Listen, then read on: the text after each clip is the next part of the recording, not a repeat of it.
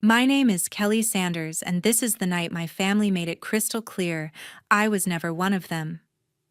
I showed up to my sister Veronica's wedding in Miami ready to smile, toast, and play the part of the supportive sister despite everything.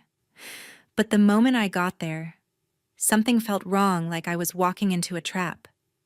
Then I saw it, the door to the reception hall locked tight with my name nowhere on the guest list. It wasn't a mistake, it was Veronica's way of saying I didn't belong. They thought I'd just slink away humiliated. But I didn't. I made a choice that night, and what happened next? Let's just say it turned their perfect little world upside down. If you've ever felt pushed out by the people who should love you most, drop a 1 in the comments and tell me where you're watching from. Your stories keep me going, so hit that subscribe button for more real, raw drama like this. I pulled into the parking lot of the Ocean Breeze Resort in Miami, my hands gripping the wheel so tight my knuckles turned white. The place screamed money, palm trees swaying under fairy lights, a marble fountain gurgling in the courtyard, and a glass-walled reception hall that probably cost more than my yearly rent. Veronica's wedding was a big deal, and I'd driven 3 hours from Tampa to be here to play the good sister, to pretend we were a normal family. But the knot in my stomach told me I was kidding myself. I stepped out of my car, smoothing my emerald green dress, nothing flashy, just elegant enough to blend in. I wasn't here to steal the spotlight. I just wanted to get through the night without a fight. The humid air clung to my skin as I approached the entrance. A young woman in a crisp blazer stood at a check-in table, her smile too bright, like she was selling something. Name, she asked, her pen hovering over a tablet. Kelly Sanders, I said, keeping my voice steady. Her smile flickered. She scrolled through the tablet, her brow furrowing, then looked up with a tight, apologetic grimace. I'm sorry, I don't see you on the list. My stomach dropped. That's impossible. I'm the bride's sister. She tapped the screen again, slower this time, like she was hoping the name would magically appear. I'm really sorry, ma'am. There's no Kelly Sanders here. I forced a laugh, though my chest tightened. There's gotta be a mix-up. Can you check again? She did, her fingers moving faster now, but the result was the same. I don't have you listed. Maybe you could call someone. The bride, or I cut her off, pulling out my phone. Yeah, I'll call my mom. My hands shook as I dialed Marjorie Sanders, my mother, who'd sent me a half-hearted text 2 days ago, wedding Saturday. Be there by 6. No warmth, no excitement, just an order. The phone rang twice before she picked up. Kelly, what is it? Marjorie's voice was sharp, distracted, like I'd interrupted something important. I'm at the check-in and they say I'm not on the guest list, I said, trying to keep my tone light. Can you sort this out? A long pause, then a sigh. Oh, Kelly, don't make a fuss. I'm sure it's just a glitch. Wait there, I'll send someone. Mom, I'm literally standing outside. Kelly, we're busy. Just wait. The line went dead. I stared at my phone, the sting of her words sinking in. Not even a minute to care that her own daughter was locked out of her sister's wedding. I glanced at the check-in woman, who was pretending to be busy with her tablet, her pity practically radiating. I hated that look. I'd seen it my whole life, from teachers, neighbors, even my own family. Poor Kelly, always second best. Before I could decide what to do, I heard heels clicking on the pavement. Veronica Sanders, my sister, glided toward me in a cream silk dress that probably cost $1,000, her blonde hair swept into a perfect updo. She looked like a magazine cover, all poise and polish. But her smile, sharp, calculated, told me everything I needed to know. Kelly, what's the problem? Veronica asked, her voice dripping with fake concern. They say I'm not on the list, I said, meeting her gaze. You know anything about that? Her eyes widened, all innocence. Oh no, that's awful, must be a mistake. You know how crazy wedding planning is. So many details. She tilted her head, her smile tightening. Don't worry, I'll get it fixed. But she didn't move, didn't call anyone, didn't wave over a staff member. She just stood there, her arms crossed like she was waiting for me to give up and leave. That's when I knew. This wasn't a glitch. This was her. Veronica had made sure I was locked out, a public slap in the face to remind me of my place. My pulse hammered. I wanted to scream, to call her out right there, but I swallowed it down. Fine, I said, my voice low. I'll figure it out. Veronica's smile widened like she'd won. Good. Don't make a scene, okay? It's my day. She turned and sashayed back toward the reception hall, her dress catching the light as she disappeared through the glass doors. I stood frozen, the humid air pressing against me.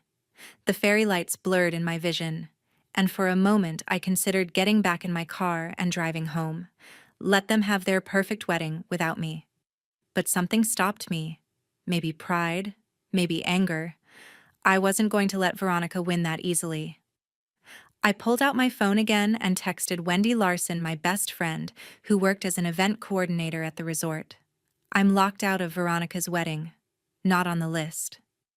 Can you help? Her reply came in seconds. Are you kidding me? Meet me at the side entrance. I'll get you in. I slipped around the building, my heels sinking into the soft grass. The side entrance was tucked behind a row of hibiscus bushes, out of sight from the main crowd. Wendy was already there, her dark hair pulled into a messy bun, her event staff badge clipped to her black blazer. She took one look at my face and shook her head. Your sister's a piece of work, Kelly. Come on. She swiped her keycard and the door clicked open. I owe you, I said, stepping inside. You owe me a drink. Wendy shot back, her grin fading as she glanced toward the reception hall. Be careful in there. I've heard Veronica talking to the planners. She's got this place on lockdown. I nodded, my throat tight. Wendy's warning only confirmed what I already knew. Veronica wasn't just careless. She was cruel. The hallway led to the main reception area where laughter and music spilled out. I straightened my shoulders and walked toward the glass doors, bracing myself. I wasn't supposed to be here, but I was. And I wasn't leaving until I faced them all. Inside the room was a sea of elegant crystal chandeliers, white roses on every table, and a dance floor already buzzing with guests. I scanned the seating chart near the entrance, my heart sinking as I read the names.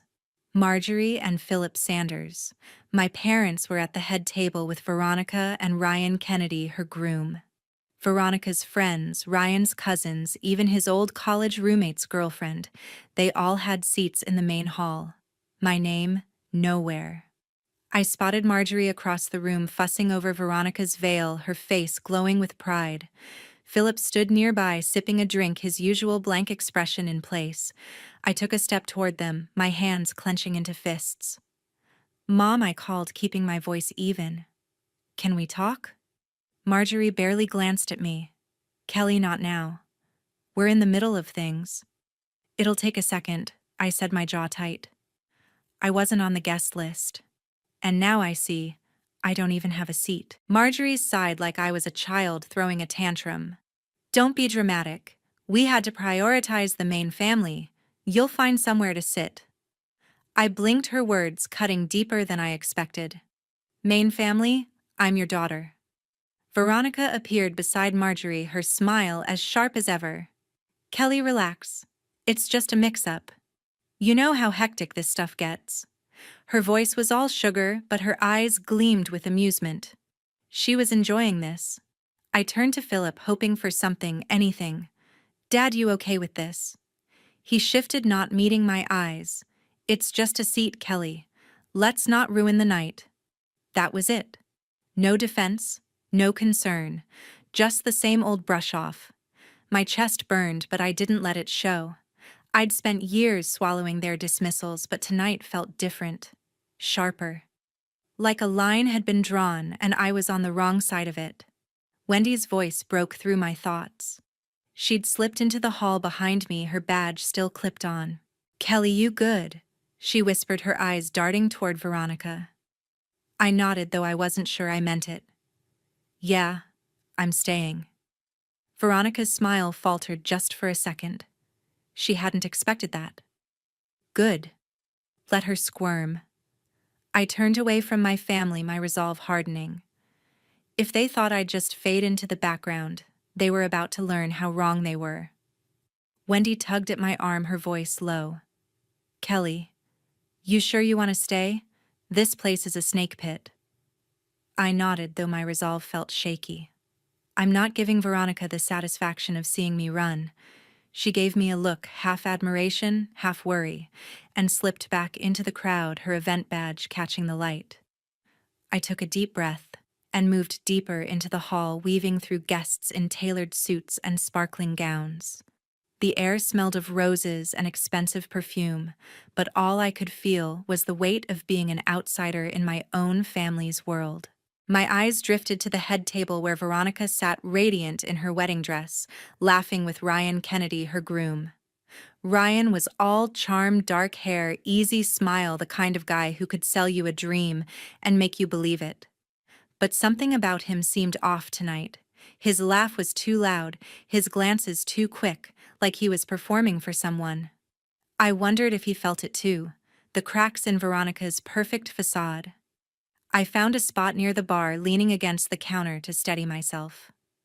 The bartender slid a glass of water my way, and I took it, grateful for something to hold on to. My mind wandered, pulling me back to a memory I'd tried to bury. 2 years ago, I'd been at my parents' house in Tampa, helping Marjorie sort through old files on her ancient desktop. She'd stepped out to take a call, leaving me alone with the computer. I wasn't snooping, not really, but a folder labeled Veronica caught my eye. I clicked it open, expecting photos or mementos. Instead, I found emails. Dozens of them from Veronica to her college friends, her coworkers, even a professor. One stood out, dated 3 years back when Veronica was climbing the ladder at her marketing firm. "It's all about leverage," she'd written to a colleague. "You find what people want, and you use it. My boss thinks I'm his golden girl, but he's just a stepping stone. Same with my family, they'll do anything if you play the part." I'd stared at the screen, my stomach twisting. She wasn't just ambitious. She was calculating, willing to manipulate anyone, even Marjorie and Philip, to get what she wanted. I'd searched for my name in the folder, hoping for something, anything. Nothing. Not a single mention. Like I was invisible. The memory hit me hard, the same ache I'd felt that day flooding back. Marjorie had always called Veronica her star, the one who made her proud. Philip, quiet as ever, went along with it, never questioning why I was always an afterthought. I'd spent years telling myself it didn't matter, that I was fine on my own. But standing here in a room full of people celebrating Veronica, the truth was undeniable. I wasn't fine. I was angry. A voice snapped me out of it. "Kelly, right." I turned to see Ryan Kennedy standing beside me, a glass of bourbon in his hand. Up close, he looked tired, the charm from earlier fading. His tie was slightly loosened, his eyes searching mine like he was trying to read me. "Yeah," I said, straightening. "Ryan, congrats on the big day." He didn't smile. Instead, he leaned against the bar, his gaze flickering toward Veronica at the head table. She was laughing with a bridesmaid, oblivious to us. "Thanks," he said, his voice flat. "Can I ask you something off the record?" I raised an eyebrow. "Depends. What's this about?" He hesitated, swirling the bourbon in his glass. "Your sister, Veronica. Does she ever talk about me when I'm not around? Like, say anything different?" The question caught me off guard. I studied him, trying to figure out his angle. Ryan wasn't the type to fish for compliments, he had too much confidence for that. This was something else. Doubt, maybe. Or fear. I thought about the email I'd found, the way Veronica talked about using people. If she was playing that game with her own family, what was she doing with her husband? "Why do you ask?" I said carefully, keeping my tone neutral. Ryan rubbed the back of his neck, glancing at Veronica again. "She's been off lately. Secretive. I catch her on calls she won't explain, or she'll change the subject when I ask about her work. I thought maybe you'd know something." I almost laughed. Know something? I knew Veronica better than anyone, not because we were close, but because I'd spent my life watching her. She was a master at getting what she wanted, at making people see only the version of her she chose. But I wasn't sure how much to tell Ryan. He was still her husband, at least for now. Veronica's always been good at keeping secrets, I said, choosing my words. If you're worried, maybe you should talk to her. He nodded, but his jaw tightened like he'd expected that answer and didn't like it. Yeah, maybe.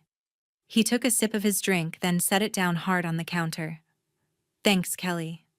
He walked away, his shoulders stiff, blending back into the crowd. I watched him go, my mind racing. Ryan's doubt was a crack in Veronica's perfect world, and I couldn't help but wonder how deep it went. Did he know something? Or was he just starting to see the real her? Before I could dwell on it, Wendy reappeared, her face tense. She pulled me aside, her voice barely above a whisper. Kelly, you're not going to believe this. I was checking the staff schedule in the office, and I overheard one of the planners talking about Veronica. She was on the phone last week going on about some plan with Ryan's money. Sounded shady as hell. My pulse quickened. What kind of plan? Wendy shook her head. I didn't catch details, they shut the door. But the planner said Veronica was laughing like it was a game. Something about securing her future before the wedding even happened. I felt a chill, the pieces starting to click. The email from years ago, Ryan's questions, now this. Veronica wasn't just manipulative, she was scheming, and Ryan was her target. I glanced at her across the room, still playing the perfect bride, her laughter cutting through the music. How many lies was she hiding behind that smile? I turned back to Wendy. Can you get me into that office? I need to know more. She hesitated, then nodded. Give me 10 minutes, I'll distract the staff. But Kelly, if you're digging into this, be careful. Veronica's not gonna like it. I know, I said, my voice steady. But I'm done playing nice. Wendy slipped away, and I stood there, the noise of the reception fading into the background. For the first time that night, I felt something shift inside me. Not just anger, but purpose. Veronica had spent years pushing me down, making me feel small. But if she was playing a game with Ryan, with everyone, I wasn't going to let her win. Not this time.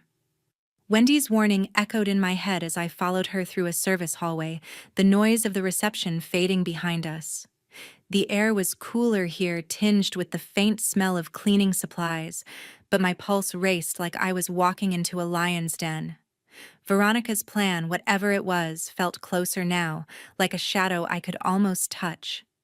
I didn't know what I'd find in the office, but I knew one thing: my sister wasn't the golden bride everyone thought she was. Wendy stopped at a plain metal door, her keycard already in hand.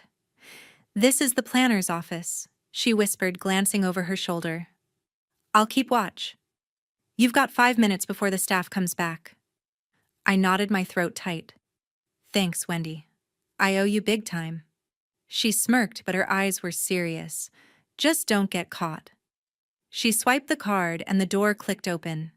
Inside the office was a cramped mess, papers stacked on a desk, a whiteboard covered in schedules, and a laptop glowing faintly in the corner.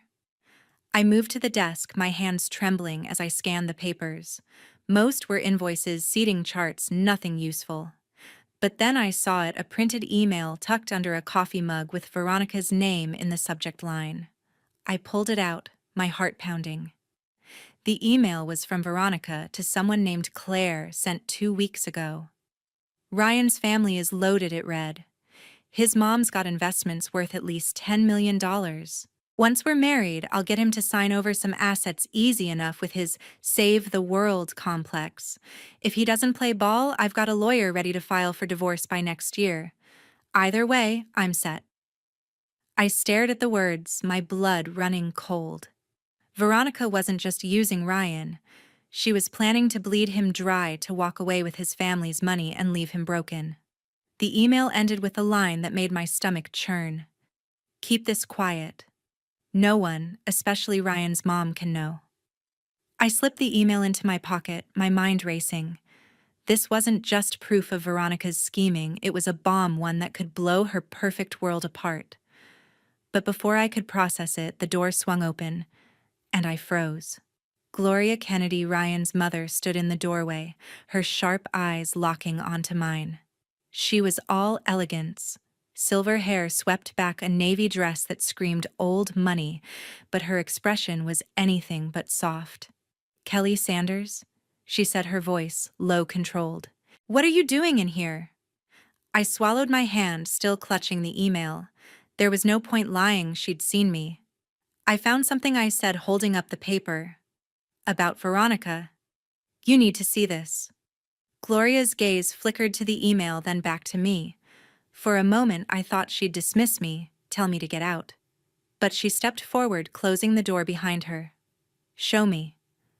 I handed her the email, watching as her eyes scanned the words. Her face didn't change, but her fingers tightened around the paper, the only sign of her anger. When she finished, she looked up, her voice like steel. "This isn't the first time I've had doubts about your sister. But this is worse than I imagined." "You knew something was off?" I asked, surprised. Gloria nodded, her lips pressing into a thin line.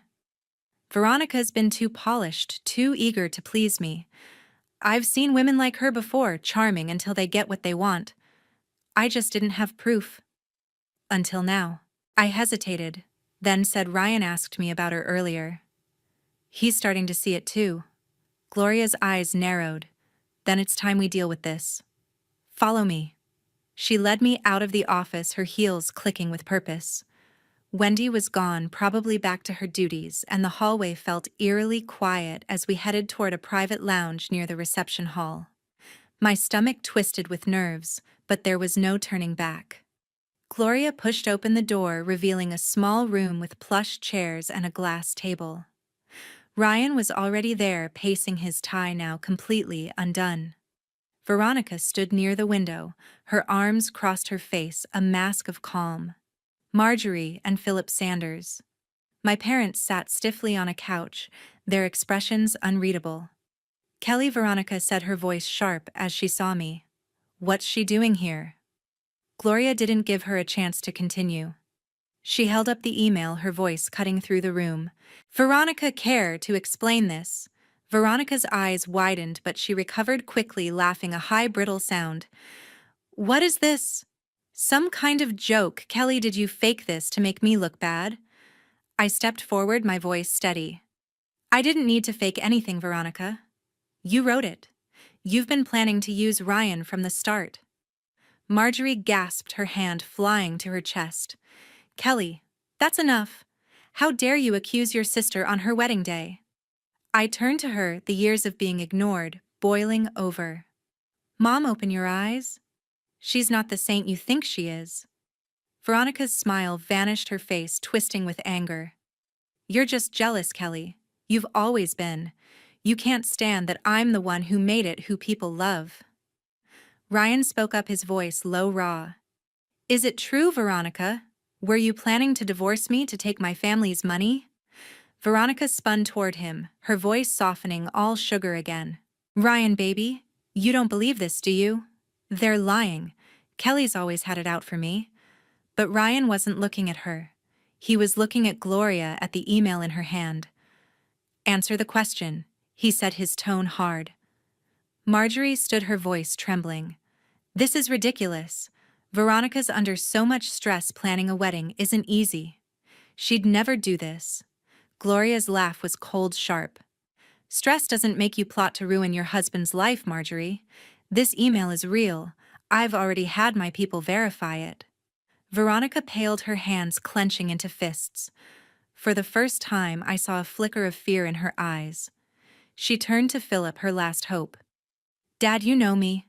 Tell them they're wrong." Philip shifted, his face tired, lined with years of staying silent. He looked at me, then at Veronica, and something in his expression changed, like he was seeing us clearly for the first time.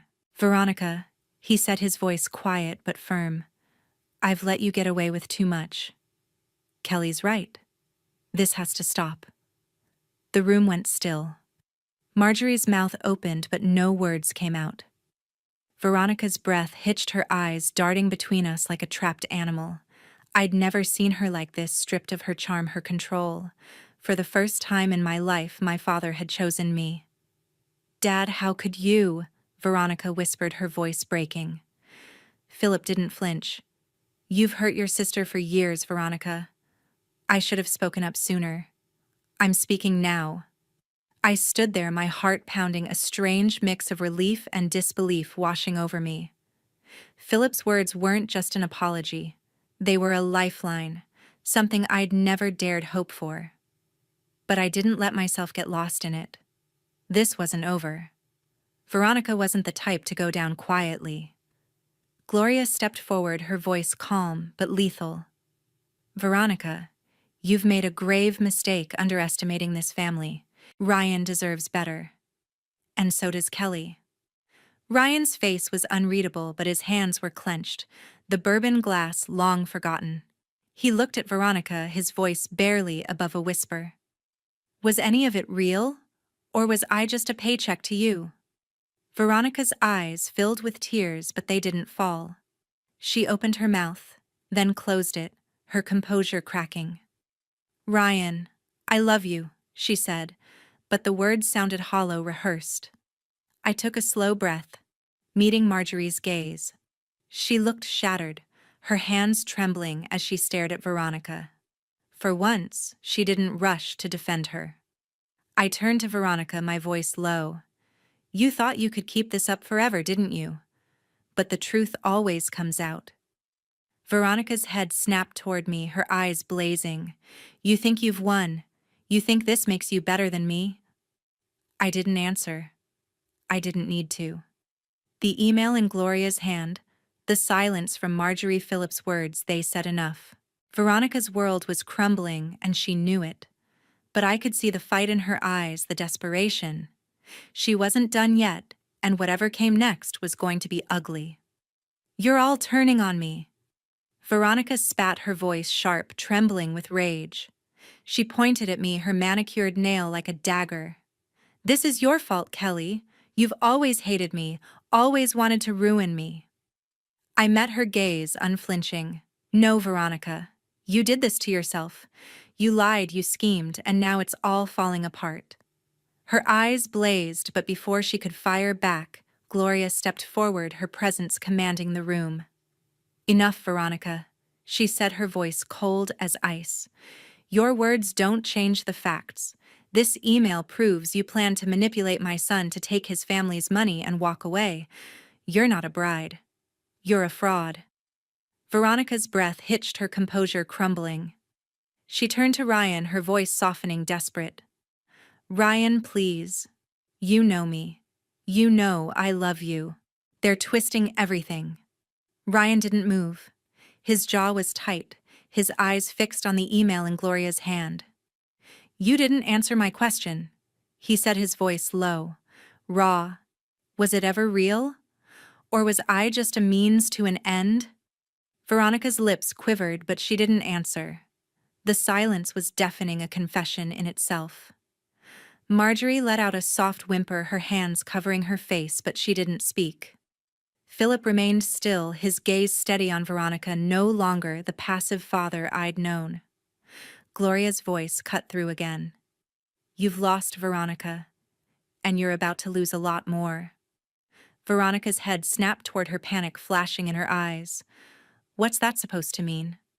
Gloria didn't answer. Instead, she nodded at Ryan, who reached into his jacket pocket and pulled out a small stack of papers stapled at the corner. My breath caught. I didn't need to see them to know what they were. Veronica's face drained of color, her hands trembling as she stared at the documents. "Ryan, what is that?" she whispered, her voice barely audible. Ryan's expression was stone, his voice eerily calm. "Divorce papers. I had them drawn up last week after I found out you'd been meeting with a lawyer behind my back." A collective gasp rippled through the room, from Marjorie, from me, even from Philip. I hadn't expected this, not so soon. Veronica staggered back, her hand gripping the edge of a chair for support.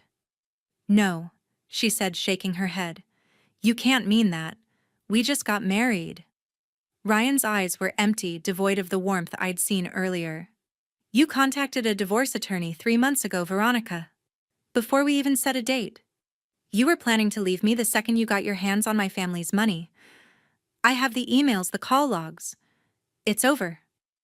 Veronica's knees buckled, but she caught herself, her breath coming in short, frantic bursts. You're lying, she said, but her voice cracked the fight draining from her. She turned to Marjorie, her last lifeline. Mom, tell him he's wrong. Tell him I'd never do this. Marjorie's hands dropped from her face, her eyes wet with tears. She looked at Veronica, then at me, and for the first time I saw something break in her. Veronica, she whispered, her voice shaking. I can't keep defending you. Not anymore. The words hit like a thunderclap. Veronica's mouth opened, but no sound came out. She stood there alone in the center of the room, her world unraveling. I should have felt satisfaction, maybe even triumph, but all I felt was a hollow ache. This wasn't about winning. It was about truth. And the truth was uglier than I'd imagined. Veronica's eyes darted to me, her rage reigniting. You, she snarled, taking a step toward me. You did this. You turned them all against me. I didn't back down. You turned them against yourself, Veronica. You can't blame me for your choices. Her hand shot out fast and reckless, aiming for my face. I braced myself, but Gloria was faster. She stepped between us, grabbing Veronica's wrist with a grip that made her wince.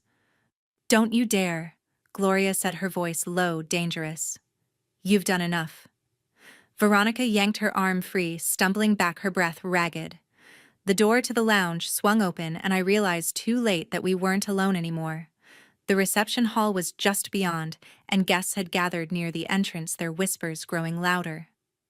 The music had stopped, replaced by the hum of curiosity. Veronica's outburst had spilled into the open, and there was no hiding it now. She spun toward the crowd, her face twisting with panic. What are you all looking at? She shouted, her voice shrill. But the guests didn't look away. They stared, some with shock, others with pity, their phones already out capturing the moment. Ryan stepped forward, his voice steady but loud enough for everyone to hear. Veronica, it's over. I'm done. You're not my wife. You never were. The words landed like a final blow. Veronica's shoulders slumped, her eyes wide, unseeing. She turned to Ryan, her voice barely a whisper. You can't do this. You love me. Ryan shook his head, his face a mask of exhaustion. I loved someone who didn't exist. He held up the divorce papers, his hand steady. This is real. We're done. A murmur rippled through the guests, growing into a wave of gasps and whispers. Veronica's perfect wedding, her perfect life, was collapsing in front of everyone. She looked around, searching for an ally, a way out, but found none. Marjorie was silent, her face buried in her hands. Philip's gaze was fixed on the floor, his decision made. Gloria stood tall, her expression unyielding. Even the guests, her so-called friends, were pulling back, their loyalty fading with her facade. Veronica's eyes met mine, and for a split second I saw something raw, not just anger, but fear, maybe even regret. But it vanished as quickly as it came. She straightened, her chin lifting, and let out a bitter laugh. You all think you're better than me, she said, her voice unsteady. You'll see. You'll all regret this. She pushed past Gloria, past me, and stormed toward the reception hall. The crowd parted, their whispers following her like a shadow. I watched her go, her white dress trailing behind her, no longer a symbol of love, but a reminder of her lies. The guests turned to me, their eyes curious, some sympathetic, but I didn't care. This wasn't about their approval. It was about standing my ground. Gloria placed a hand on my shoulder, her touch firm but not unkind. You did the right thing, Kelly, she said quietly. Not everyone would have had the courage. I nodded, though my throat was tight. I just wanted the truth. Ryan looked at me, his face weary but grateful. Thank you, Kelly. I didn't want to believe it, but thank you. I didn't know what to say. Part of me wanted to tell him I was sorry, that I hadn't wanted it to end like this. But the truth was, I wasn't sorry. Veronica had built this disaster, and she'd have to live with it. I turned to Philip, who was watching me now, his eyes softer than I'd ever seen. "Kelly," he said, his voice low, "I should have stood up for you sooner." The words hit harder than I expected, a mix of relief and pain. I nodded, unable to speak. Marjorie was still silent, her tears falling freely now, but I didn't look at her. I couldn't. Not yet. The reception hall was chaos, guests, murmuring staff scrambling to restart the music, the fairy lights flickering like they sensed the shift. Veronica was gone, her exit a spectacle no one would forget.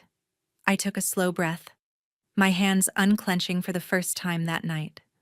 The truth was out, and with it, a weight I'd carried for years began to lift. But I knew this wasn't the end. Veronica's rage, her desperation, they'd come back. Maybe not tonight, but soon. And I'd be ready. I walked out of the Ocean Breeze Resort, the warm Miami air hitting my face like a release. The fairy lights in the courtyard flickered, their glow softer now, less mocking.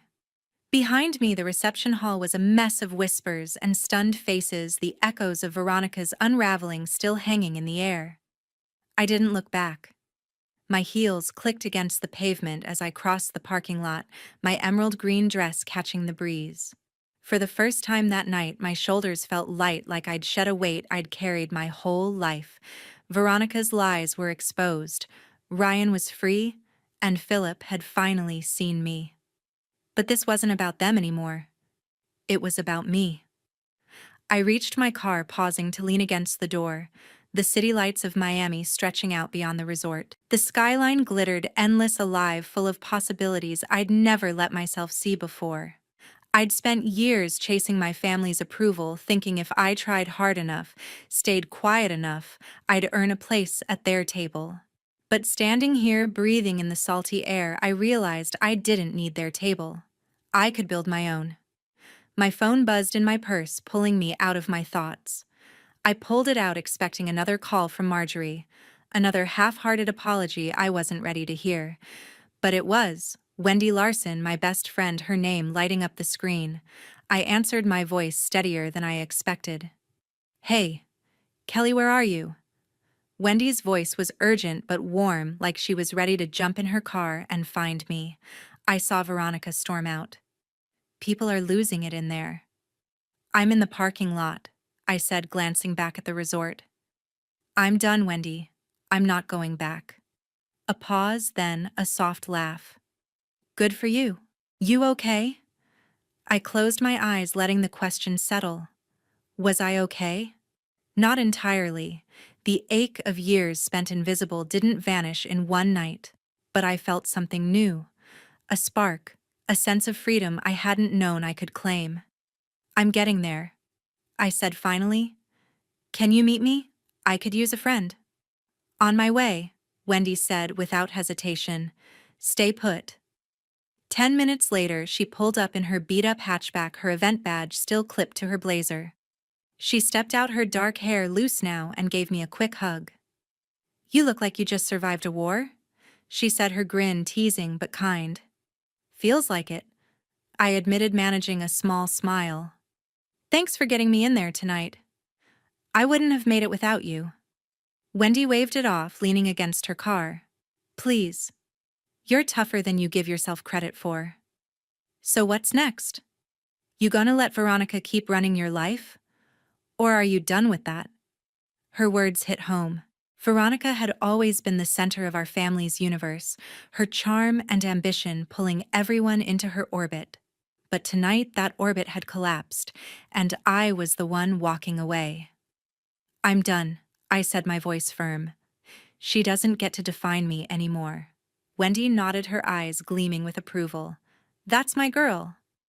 Look, I've got a gig coming up, a big event in Orlando, some fancy corporate thing. They need a freelance editor for the promo materials." "You in?" I blinked, caught off guard. Wendy knew I'd been scraping by with my freelance editing gigs, piecing together a living while Veronica's success was shoved in my face. A project like this could be a game changer, not just for my bank account, but for me. A chance to build something of my own. "You serious?" I asked. "Dead serious," she said, crossing her arms. It's good money, about $5,000 for 2 weeks' work. Plus, it's a foot in the door with some big names. You're better than those small-time gigs, Kelly. Say yes. I hesitated, the weight of the night still lingering. But then I thought of Veronica's bitter laugh, Marjorie's silence, Philip's late apology. None of them had ever believed in me the way Wendy did. None of them had ever seen what I could do.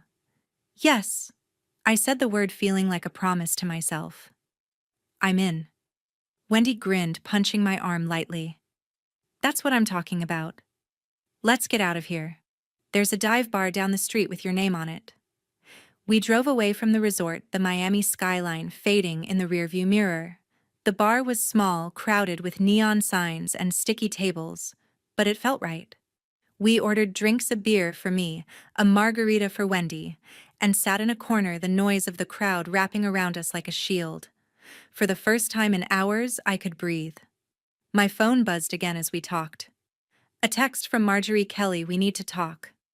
I'm sorry about tonight. Please, call me. I stared at the words, my thumb hovering over the screen. Part of me wanted to call, to hear her out, to believe she meant it. But another part, the part that had stood up to Veronica, that had walked out of that reception, knew better. Marjorie's apologies always came with strings, with excuses for Veronica, with reasons why I should just let it go. I wasn't ready for that. Maybe I never would be. I set the phone down, screen dark, and took a sip of my beer. Marjorie wants to talk. I told Wendy, my voice flat. She raised an eyebrow. You gonna? I shook my head. Not tonight. Maybe not ever. She's had years to see me, Wendy. I'm not begging for it anymore. Wendy clinked her glass against mine. Damn right. You're better than that. The next week passed in a blur. I threw myself into work, outlining ideas for the Orlando project with Wendy. My inbox filled with emails from the event team, each one a reminder that I was building something real, something mine. Marjorie called twice more, leaving voicemails I didn't listen to. Philip sent a single text. I'm proud of you, Kelly. It was short, simple, but it hit harder than I expected. I didn't reply, not because I was angry, but because I didn't need his words to feel whole anymore. Veronica, meanwhile, had vanished. No social media posts, no calls, no trace of the perfect bride she'd spent years crafting. I heard through a mutual friend that she'd left Miami, maybe gone to stay with a cousin in Atlanta. Her silence was loud, a stark contrast to the noise she'd always made. Part of me wondered if she'd try to come back, to spin a new story, to claw her way out of the mess she'd made. But that was her problem now, not mine. One night, as I packed for Orlando, I stopped by a shelf in my apartment. A framed photo sat there, a family picture from years ago taken at a Christmas party. Veronica was front and center, her smile dazzling, Marjorie's hand on her shoulder. Philip stood stiffly beside them, and I was at the edge, half cut off, like I'd been an afterthought even then. I picked up the frame, tracing the glass with my finger. For so long I'd wanted to belong to that picture, to be seen the way Veronica was. But now, looking at it, I felt nothing. Not anger, not sadness, just clarity. That family wasn't mine anymore. Maybe it never had been. I set the photo face down and turned to my suitcase, zipping it shut. The Orlando job was a fresh start, a chance to write my own story. Wendy would be there, cheering me on, and for the first time I believed in myself the way she did. I stepped out onto my balcony, the Tampa skyline glowing in the distance, and took a deep breath. The past was behind me, its weight finally gone. Ahead was something new, not perfect, not easy, but mine.